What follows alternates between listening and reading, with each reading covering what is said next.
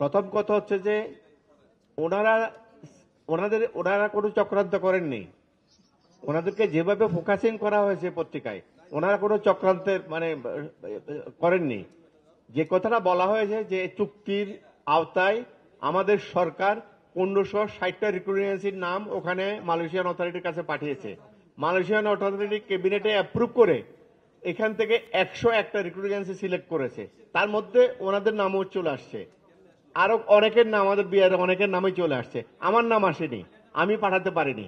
সুতরাং আমাদের সরকার সেই সময় চিন্তা করেছে বিদেশে আমাদের কর্মী যাওয়ার ফ্লোটা কম ছিল, আমাদের কর্মী যাওয়া হোক, সেটা চিন্তা করে এটা মেনে নিয়েছে এবং লোক যাচ্ছে। সুতরাং ওনাদেরকে সংসদ সদস্য ওনারা এখানে লোক পাঠিয়েছেন কেন, এটা ওনাদেরকে যেভাবে অপরাধ করা হচ্ছে, ফোকাসে করা হচ্ছে, এটা এটা এটা ফ্যাক্ট, এটা আসলে খুবই দুঃখজনক। এটা খুবই দুঃখজনক। সংসদ সদস্যদের কথা আসতেছে, তাদের রিক্রুটিং লাইসেন্স আছে, তারা ব্যবসা করতে আসছে, ব্যবসা করবেই। সে সংসদ সদস্য হোক, সাধারণ জনগণ হোক, তার তো ব্যবসা করার অধিকার আছে, সে ব্যবসা করবেই। সেখানে সে যাই হোক, এগুলা নিয়ে একটা প্রতিপক্ষ কোরিয়ার সিন্ডিকেট হয়েছে, 5 জনে করছে, তখন তো মিডিয়া কথা বলে নাই। তখনকার আমলে যদি 5 লক্ষ টাকা কোরিয়াতে নিয়ে থাকে, সে আজকে কত টাকা হয়েছে? আর 94 সালে সে কোরিয়াতে লোক নিছে।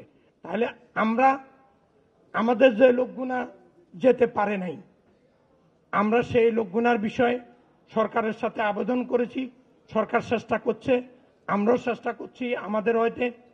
আমরা যদি লোকগুনা যেতে না পারে, সেক্ষেত্রে আমি আপনাদেরকে কথা দিলাম, বাইরের পক্ষ থেকে আমরা পত্রিকায় বিজ্ঞপ্তির মাধ্যমে কে কতজন লোক যেতে পারে নাই আমাদের বাইরে অফিসে তাদের নাম তালিকাভুক্ত করার জন্য আমরা পত্রিকা আজকেই আমরা দিয়ে আগামীকালকে পত্রিকা বিজ্ঞপ্তি দেব।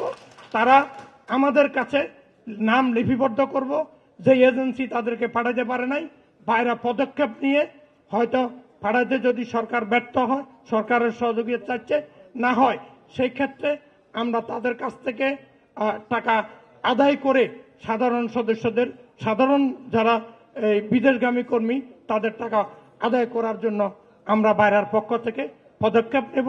এটা আপনাদের মিডিয়ার সামনে আমরা কথা দিলাম। ইনশাল্লাহ আমরা আগামীকালকেই পত্রিকা বিজ্ঞপ্তির মাধ্যমে তাদেরকে আহ্বান করব, তারা যেন আমাদের বাইরে অফিসে কোন এজেন্সির মাধ্যমে কত টাকা দিয়েছে সেটা তালিকাভুক্ত করার জন্য আমরা পদক্ষেপ নেব।